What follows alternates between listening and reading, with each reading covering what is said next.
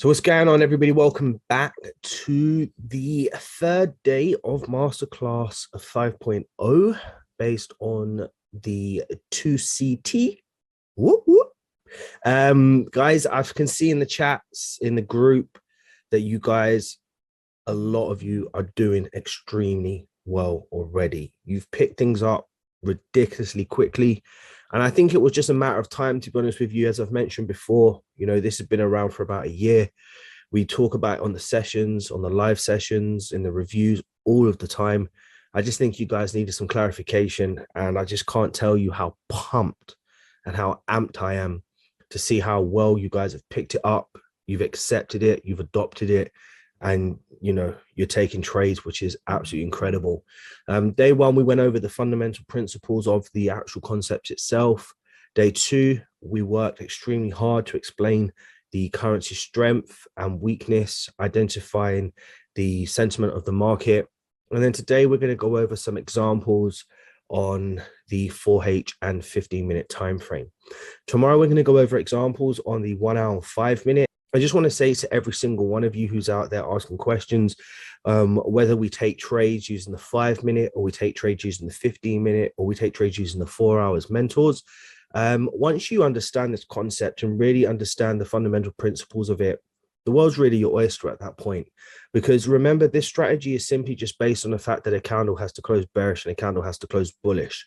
As long as you have a belief system that a candle will close bullish or a candle will close bearish today, then you are, well, there is unlimited amount of opportunities on a daily basis. The trades that you do take, where there's no volume or no momentum, and the markets turn around and stop you out, break even, or stop you out, that has nothing to do with your strategy. That simply just boils down to the fact that there was no volume or momentum, and we just classify that as a losing trade. So as mentors, we skip around and we go from this time frame to that time frame, depending on our mood, depending on the volume of the market, depending on what kind of setups we're taking, whether they're continuations or reversals, depending on whether there's levels in the market where price is not breaking and we want to take the opposite directional trades if they're overextended markets for exhaustions, whatever it may be, immediate breakouts, it doesn't matter. What you will find over the next 90 days or so as you continue to apply yourself to this concept, as long as you're not just taking trades hoping that it will work, but you're really delving deep to figure out if it works for you and what works for you, when it works for you, on what pairs it works for you, what time frame it works for you, you will start to realize in the next 90 days, trading has nothing to do with your strategy, but the fundamental principles that works in the markets, and then you make informed decisions or where and when you want to trade on specific time frames or at specific days and whatever it may be. And that is the beauty of what we do as a trader. If you have a strategy that's too rule-based, it gets tough, because anybody that's been with me for a very long time will know that we have gone through the motions from year one and year two and year three and now into year four. We've done a little bit of this and a little bit of that. Things have worked then, they still work now, but when the market conditions are not working, you have to adapt.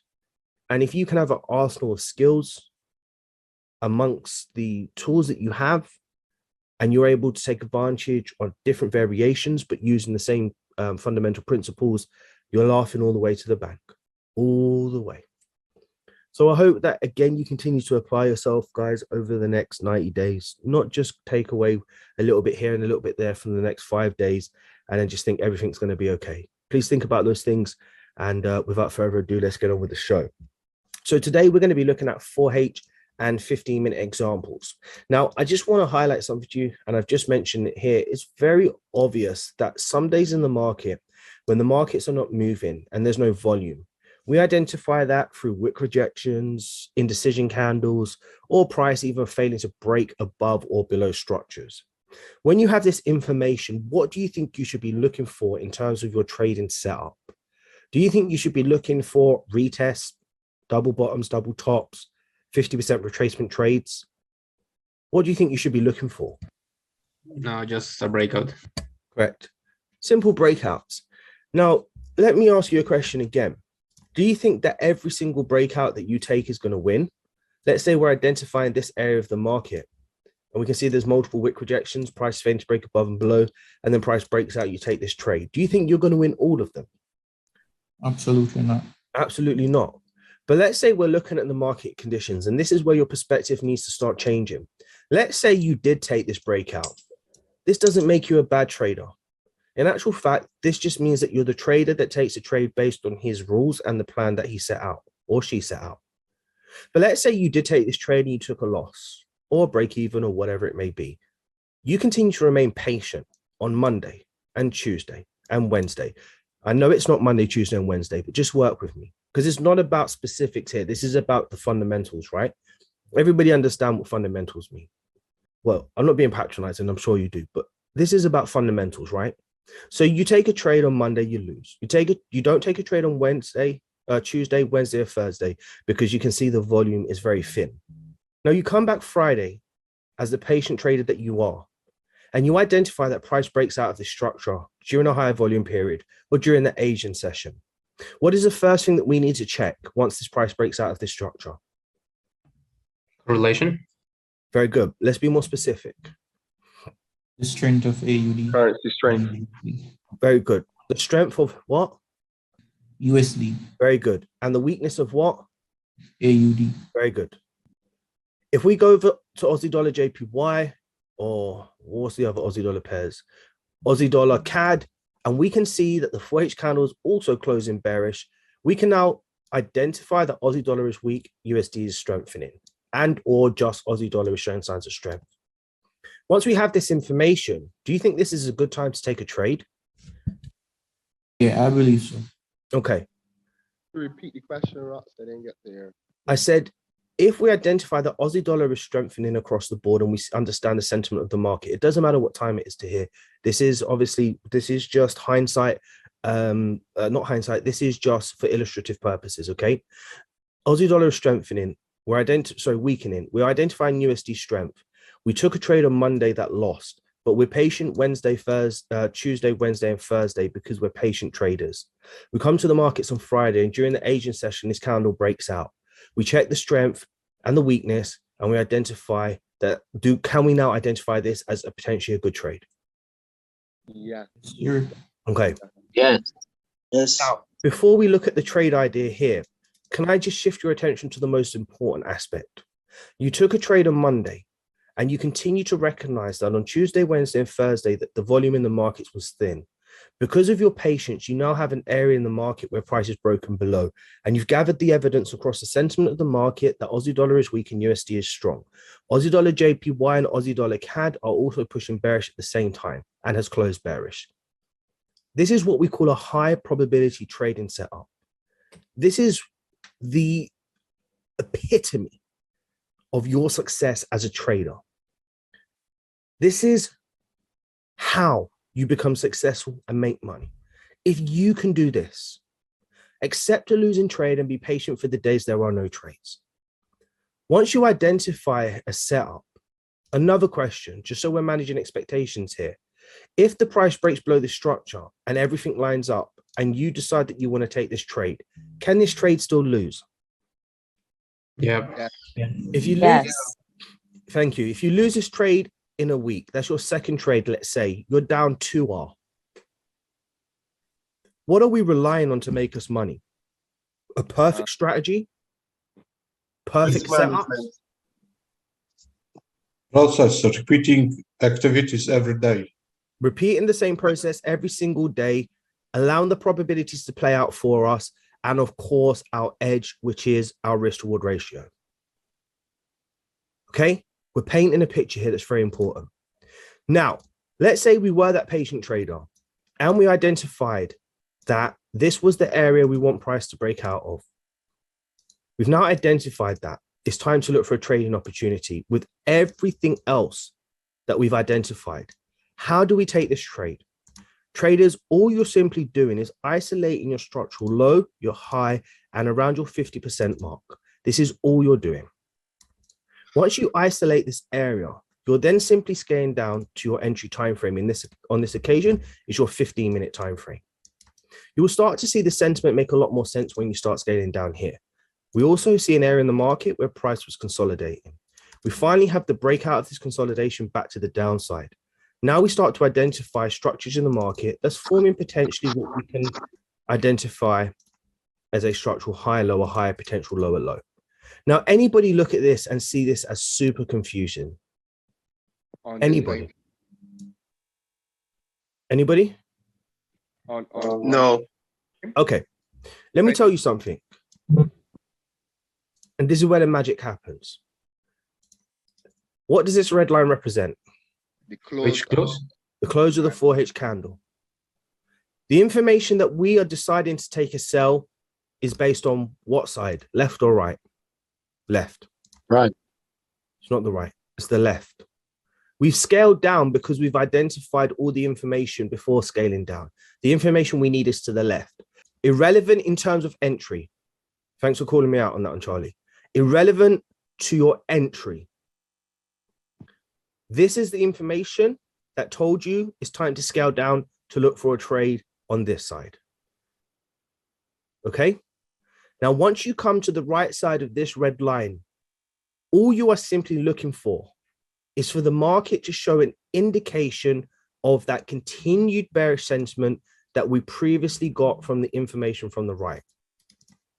Once you have that information, you are now entitled to enter this trade at any point in time. Any point in time that this market is pushing bearish. Now, let me ask you a question. We have this 50% level here. What is our preferred method of entry? Break and retest, well, a pattern, right? Let's just forget about patterns. No, when Four- candle four is retest. bearish, it's turning red. Right, having a red candle first. Fine. So we spoke Quick about rejections. this yesterday. We're looking for price to create either a retracement back to the 50%. Forget about patterns. If the patterns form, beautiful. It looks sexy, but it doesn't necessarily mean anything. We're looking for price to pull back to around 50% to create this indecision wick projections of bearish engulfing candles. Okay, that is all we're looking for. If we don't get that, why are we looking for that information? Show the depletion of the upward momentum stalling around that. Very level. good. And what does that upward momentum create? Higher lows, lower highs, No, that's too generic. wicks, Correct. What comes first in a candle formation? The wick What comes second? the body, and the Very body. good.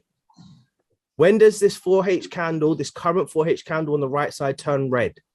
When does the 4H candle on the right turn red? I think it's the bottom line, the black one. The black line. So if this has been created and you have this indecision candle and this candle starts turning red beyond this black line, what does that mean? Momentum shift. Momentum shift. If you get that momentum shift, can you enter the trade like this? Yes, sir. Yes, you can. Yes. Now, do we know that that candle's going to go bearish? no, No. Absolutely not. No. But any trade we take, even if it's the perfect pattern, do we know that trade's going to go win for us? No. No. No. If this trade has everything that lines up beautifully and perfectly, and we still take the trade and it loses, what do we classify it as? Just It's a a losing lose. trade. Very good.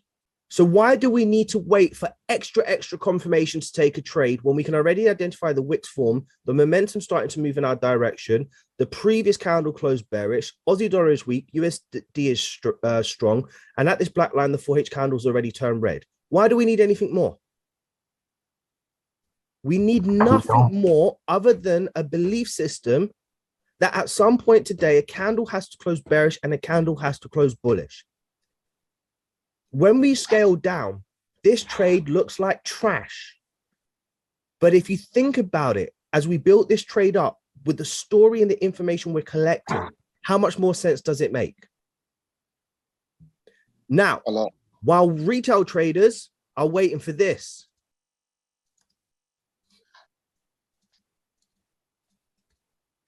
what have you done? Already Smash in it. and out the market. Your profit. You smash, take profit or whatever. You're still holding. You're at break even. You're taking partials off. How many of my trades have I sent you that some of you don't understand? Probably a lot of them. If I sent this and put this on Instagram, would anybody understand why I took this trade? Probably not. No. No. Do you I think- all understand this trade? Yeah. Yes. Okay, Well, now you explained it. Yes. good. And remember, you're not taking the trade to believe in the fact that this candle's an indecision and this candle's going red, that the market will continue to go bearish. You're believing in this trade because you have identified that for the first time in a long time, price has broken this level. You took a trade and lost on Monday, and you was patient Tuesday, Wednesday, and Thursday. You finally get the breakout. Aussie dollar is showing signs of weakness. USD is showing signs of strength. Price is still trading below the 50% mark. The wick is formed and the candle is now turning red. There's a very high chance after this candle closed, this candle was going to be bearish. For that reason, you scaling down techniques to identify the first signs of that information to enter your trade. And that is why you took the trade. Not for any other reason other than that. If there's anything you learn this week, it is exactly what I've just told you. You identify the evidence, you build the story, you enter based on that information, not the information you want to see on the charts. And now look how powerful this is. Instead of using the 4H2 candle theory, and we use the 15-minute, 1-minute 2 candle theory, you isolate the structural low, the 50% and the structural high. You scale down to your 1-minute time frame. What do we see here? We see structure in the market that resembles a break of a brick wall. We're starting to see the sentiment of the market starting shifting bearish. We isolate the area in the market where that 15-minute candle closed. We look for the market to pull back to do what? Create the top wick. We see the first signs of a bearish candle close to indicate that bearish sentiment. We identify the area on the 15-minute time frame where this candle starts to turn bearish. And what do? Take the trade. Rox, I see where the candle that is all right. Better yet, it's better ask. Do you always do this on the momentum candle? Is the momentum candle the candle that you choose to okay, to do so this? so let me explain. The black line is the black line where what happens? The 15-minute candle turns bearish. Okay, so that is the momentum. Yeah. That's what you're talking about, right? Oh, is this the no? No, not that one. Go back on the higher time frame. No, we're Just doing. I've just done the higher time frame. I'm just using the 15-minute, 1 minute now. Yeah. If you could go back on the 15-minute. Oh yeah. Yeah. So that red candle that you have the three black lines on. So you mark the high, the low, and the 50%. Correct. So I was just wondering if if that's the candle, because that's a momentum candle. Correct. Correct. And that's the candle you mark your things on. So always use the momentum candles then. Yes. Okay, good. Now, this trade is entered based on what? The 15-minute candle turning red. Let me ask you something. If you believe that the wick forms first before the body and you want to enter this here, look at the difference. Is there anything wrong with that? No. If this trade loses, what is this trade? A losing trade. Just a losing trade. If you wanted to wait for that candle to close and see a shift in momentum below this level here first, see that the momentum is truly in play, which is a sell stop order, is there anything wrong with this trade here? No. So we'll go on to 15-minute and 1 minute on Friday. But can you see the power of what we're doing here? Yeah, we're aligning everything. You're aligning everything and making sure that what you're aligning makes a lot of sense. Let me ask you something. Let's say that you saw this candle close red and you wanted to take this trade. Is there anything wrong with it? No. What would be No. the factors to take to make a decision if you take the trade after this? If the candle starts by pulling up first. No, we don't. No, don't worry about that, guys. That is a Oh, rule. what Good point. what Charlie, good point. Yeah. You guys will have to also determine that as well yourselves. I don't have a definitive answer for you. Some days it will push down first, then pull back, then continue pushing down. But you just have to take trades yourself to figure that part out, okay? We just want to keep it as basic as possible. Carry on, Charlie. The fact that the last candle was bearish, so now you're just looking for another candle to finish bearish again. Okay, that doesn't answer the question. The question is, can we take a trade after this candle's closed? Yes, yes. Yeah, you can. You can. Okay. Definitely. What are the criteria or determining factors to take this trade? Currency strength and Good. weakness. Good. What else? If we are not close to some key level, No. 1-to-1. No. No. No. The only other thing that matters is what time are you trading, and do you feel that when you are about to take this trade, it is the trade that you feel good to take? Because I believe, where is the best move started from? Here. yeah, from the breakout. Correct. So it will be the second candle after the breakout. It's the second candle in the sequence. It doesn't mean that it cannot continue to go down, but in order for it to go down, what kind of market conditions are you going to need? Very good market conditions where you can see the whole sentiment of the market is moving. Does this make sense? Yes. Yes. Okay, let's move on to another example. Let's even look at today. Here we have an area in the market. Let's say we come to the charts, 6 o'clock candle closes. So now we're moving into like pre-New York. We identify what? Aussie dollar weakness, USD strength. I think they even attempt to take this trade on the live, right? We mark our structural low, our high, and our 50% point. Now, what are we doing in this instance? We're scaling down to our 15-minute time frame. Once we're on our 15-minute time frame, what are we doing? We're isolating the area where that previous candle closed, which was 10 o'clock. Now, what are we looking for? Now, this is a great example, actually, a very, very, very good example. Very good example. What happened in this sequence? You actually had a very nice pattern. Price, but ignoring the patterns, when price pull up and you get the red candle after the close, you can take that. But I think here there are two trades you might take. One will lose, one could win. Price didn't Very good, retrace very to good. 50%. Yeah, go on. Oh, you're all saying great answers. Somebody said, I think it was Charlie, you may have taken this trade and lost, but on the pullback, you have another trade. This is perfect. Look what happened with this trade. The body was created first because it went down. So let's say you took this trade. Let me ask you, is this trade incorrect? No. No. Absolutely not. It is just a losing trade. And Ahmed will come forward if he's here, I think, and tell us what happened. I think this is a trade he took on the live session. That was my trade. It was or wasn't?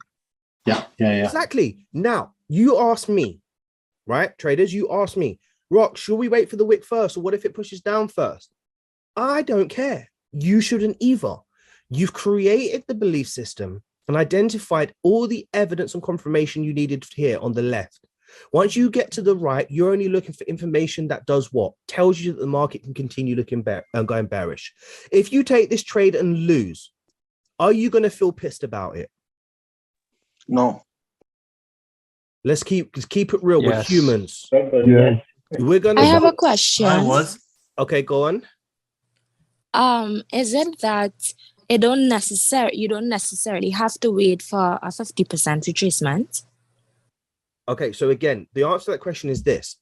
If you take more continuations without a 50% retracement, or at least a pullback between this range and this range, and you are losing trades, you have no choice but to always wait for the 50% or pullback within this range. If you are taking trades on the immediate continuation because there's no pullback and the volume's very, very strong in the markets, then you continue to take these. Just listen and identify the data that you are getting and feedback you're getting from taking your trades, and then make a decision whether that is the way you want to trade or not. Understood. Thank you. Now, let me explain this. Let's even keep this even crazier now. Let's say you took this trade and you went break even, right? So you got to break even on this because of this move here. Some of you are crazy aggressive. If you took this trade Is this trade okay to take? Yes, it is. Absolutely. Absolutely. And what if you lose this trade?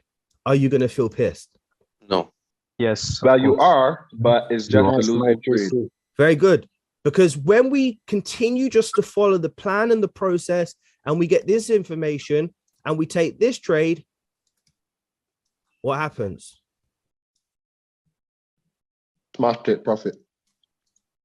Boom shakalaka. And this is what we call trading, traders.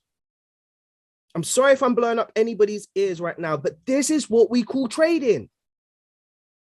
If you just continue to follow the process and you don't chase losses and you don't do any dumb shit and you don't change your strategy and you continue to believe in the process that you are following, you are going to have break-even trades and you're going to have winning trades. And guess what? You're also going to have winning trades. And your plan as a trader is just to execute your plan. So when the markets are moving in your direction, guess what? You make money. And when the markets are not moving in your direction, guess what? You don't lose a lot of money.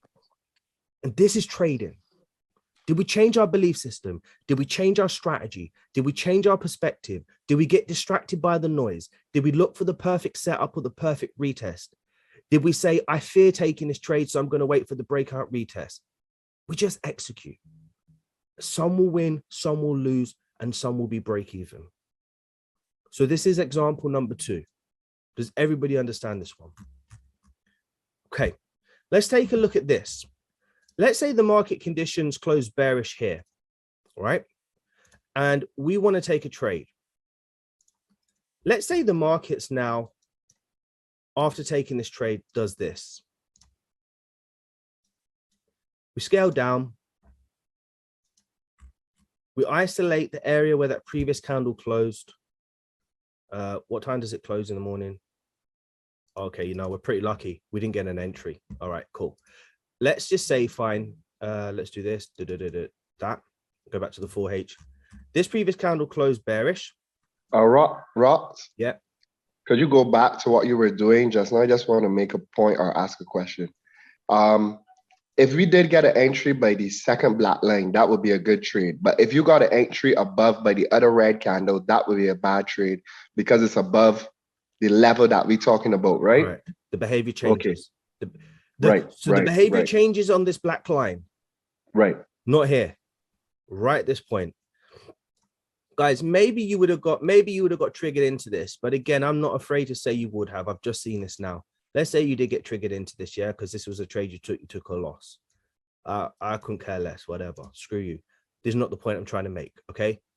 But I know there are some people out there that be scrutinizing this. So we just took that trade we lost, whatever. The point I'm trying to make is this.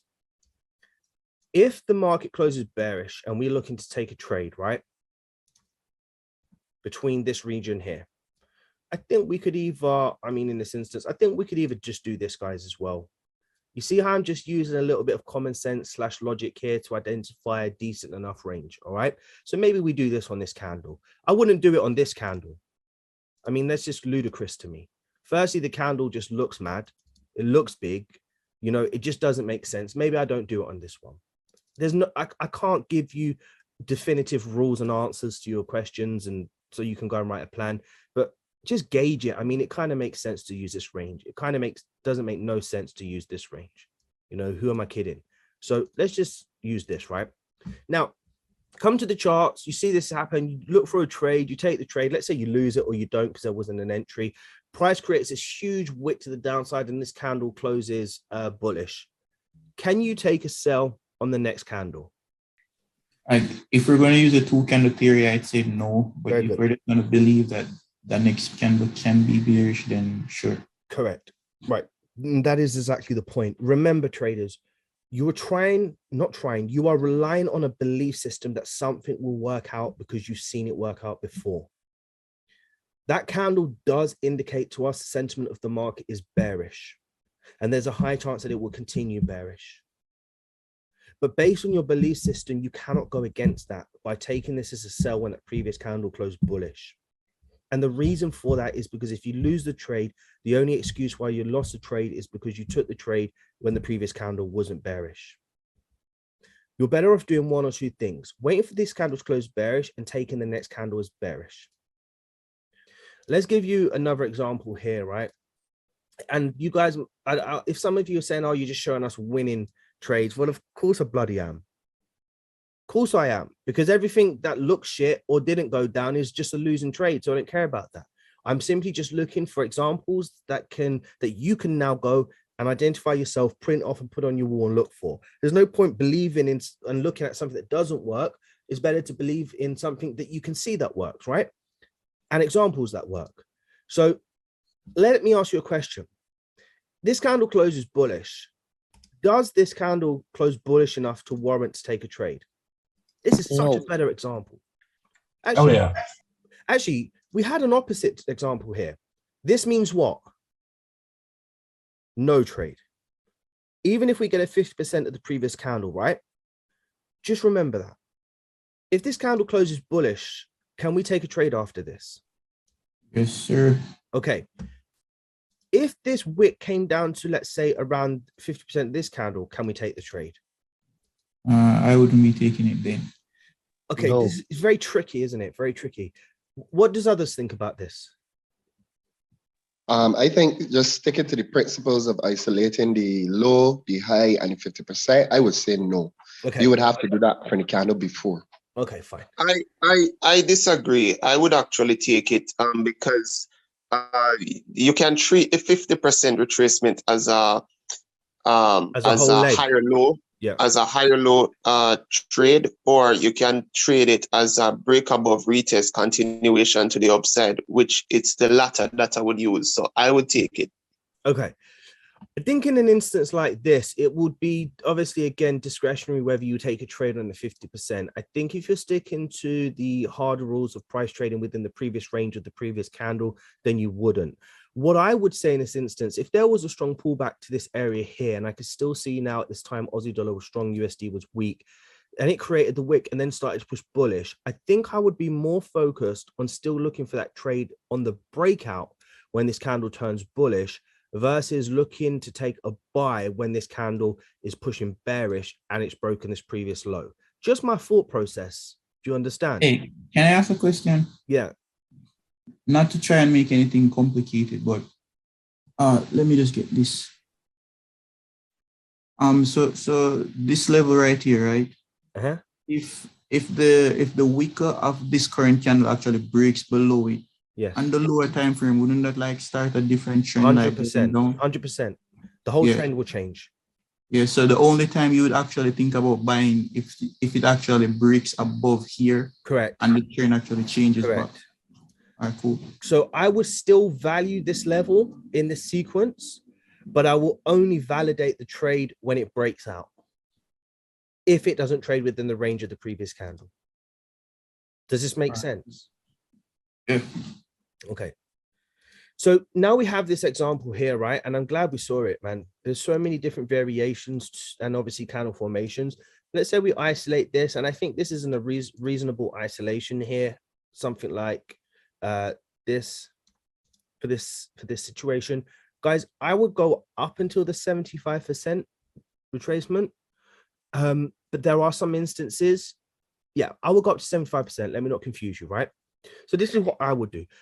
Some of you might say, oh, Rox, why did you look for the retest? That's a 50%. But you need to just use some common sense and some logical thinking here. Like, it would just make sense that it goes in the middle. Ask me why, I don't know. You want to answer? I'll figure one out this week. But it just makes sense. Does this not look right? Even if this candle was here, doesn't this just look right? Anybody agree? Maybe you don't agree, whatever, it's not the point. But let's say this is what I do personally. If price pulls back a little bit more, I might take the 80% retracement. It doesn't matter. What I'm looking for is for price to trade between a certain range, which is this level and this level, and then look for price to continue higher. So this is what I would do. Okay, then I'll go down to my 15-minute time frame. Oh, I love the fact that this looks rubbish. So I'm looking for the candle close, which was, I don't know what candle close that was. What candle close was that? That is the, this is the 6 o'clock candle close. 6 o'clock for real? No, 6 till 10. Right. There, 6 till 10. Guys, swear on my life, may you never hear from me again. If I see the market holding levels like this, and I know that the price is pulling back, and this is the bullish candle close, I'm taking a trade exactly like this, without fear. Exactly like this. Wherever I gathered my data from, on the left, previous candle closed bullish, the current candle closed bullish, isolate the range where I want to see price to trade between or retest. If I see this bullish movement, I'm setting this as a, let me show you this so you understand, because it doesn't make sense when it's always there already. Look at this. I'm at the charts. Prices create that bottom wick. We have a bullish candle close. I'm looking for a buy stop entry. Even if I'm a bit more safer, I'll buy stop entry. The only way I'm getting triggered into this trade if the market does what? Move in my direction. If we're on the live trades, you see this happen all the time. Now the momentum shifted. I'm just believing that the 4H candle on the higher time frame will continue to do what? Maybe at this time I go break even. Some people go stop loss half. Some people do whatever. And then this is the result. Whether it's a break even, loss or whatever, this is the result. Why? Because all I'm believing in is that previous behavior with the added confluence of Aussie dollar strength, USD weakness, strong sentiment in the market where there's volume, that this candle will close bullish. Let me show you something. You don't even need to scale down either. I believe this candle is going to be bullish because the wick has been formed. Previous candle closed bullish. Market sentiment looks good. And then boom. It's the same thing. Scale down to my 15-minute time frame.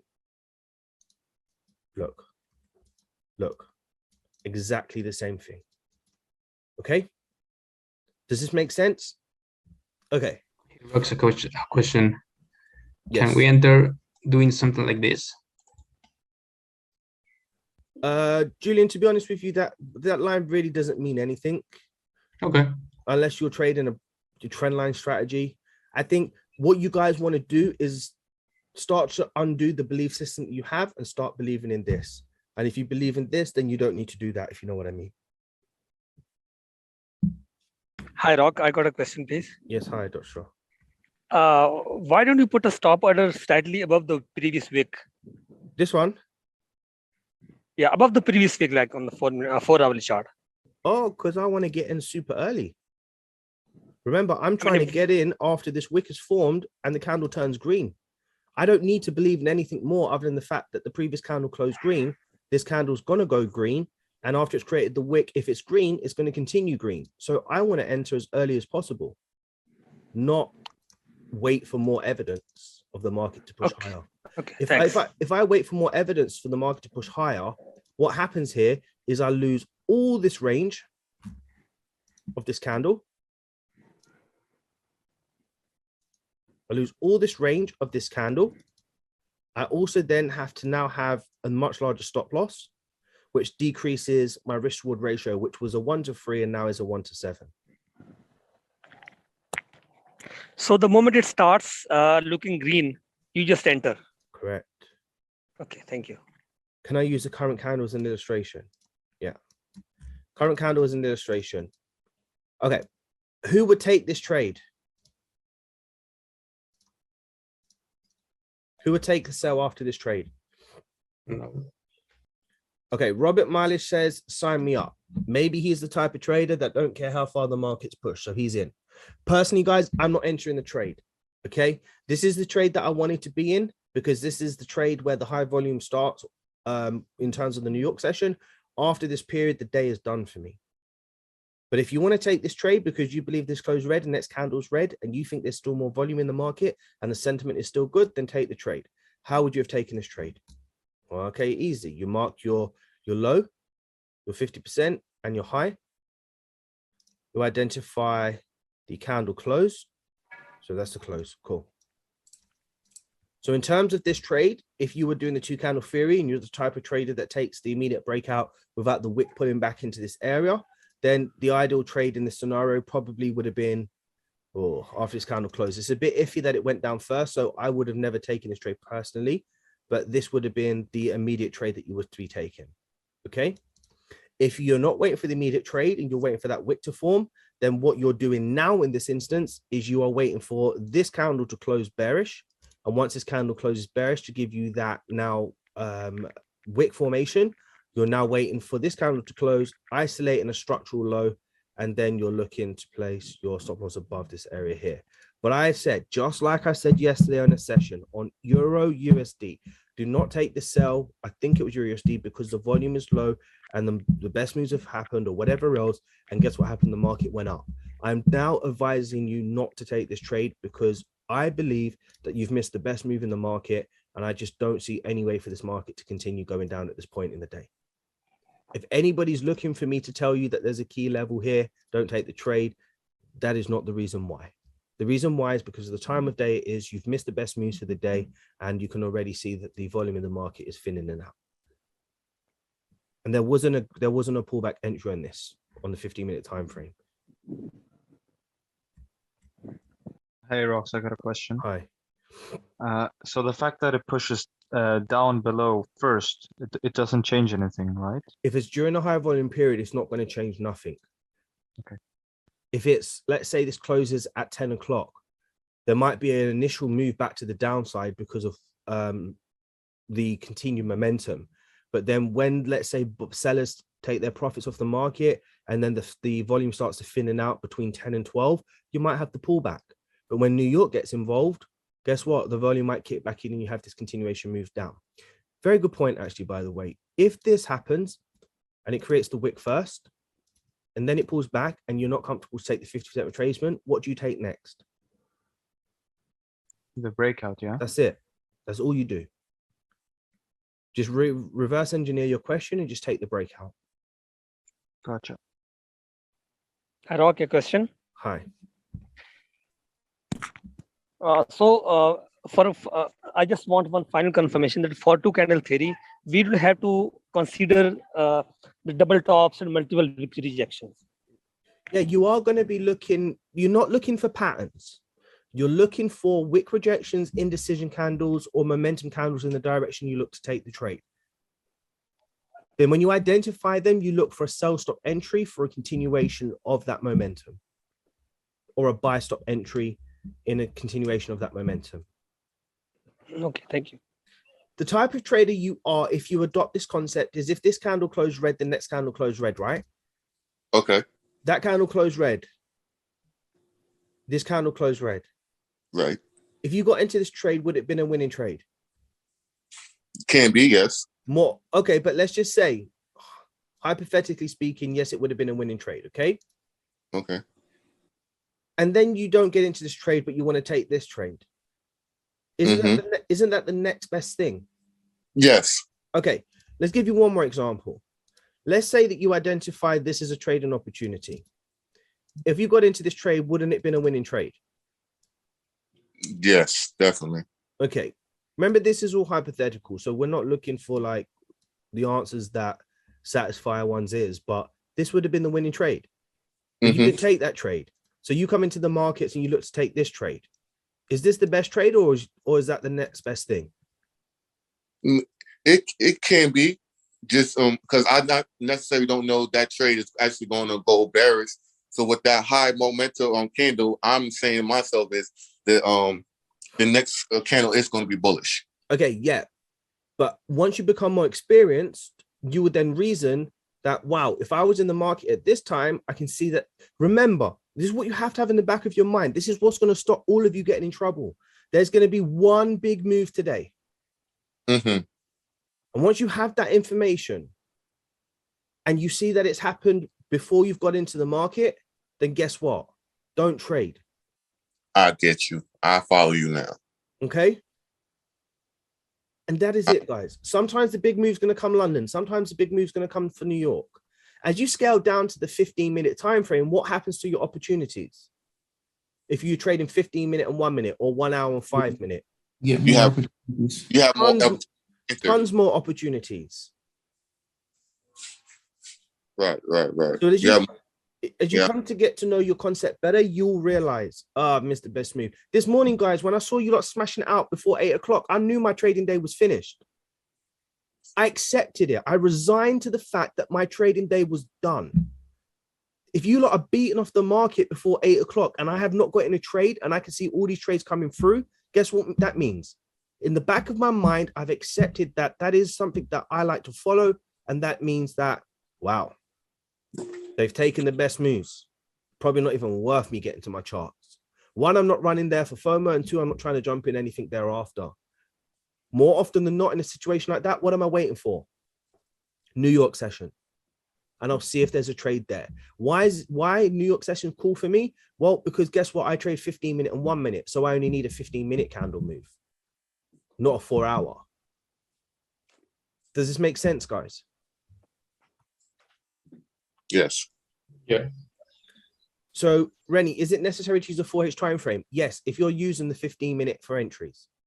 Tomorrow, when we look at 1 hour and 5 minute, you don't necessarily need the 4-hour. You definitely don't need the 4 hour. You can use 1 hour only with 5 minutes. And if you're using the 15-minute and 1 minute, you don't need any of the above. You can just use 15-minute and 1 minute. All right, everybody, we ready to wrap up? Cool. I hope you guys are pumped. Hope you guys are ready. I hope that you have learned something. If not, we've clarified something. And man, I just hope to see you continue to make success. There is no excuse now why this year you should not pass your challenges. Okay. Like I said, it will take around 90 days for you to really master this, to figure out the intricacies of what it is you're doing, the variations, what is working for you, what is not working for you, really building that belief system and confidence and having faith in execution. And then after that, guys, the rest is down to you. Okay.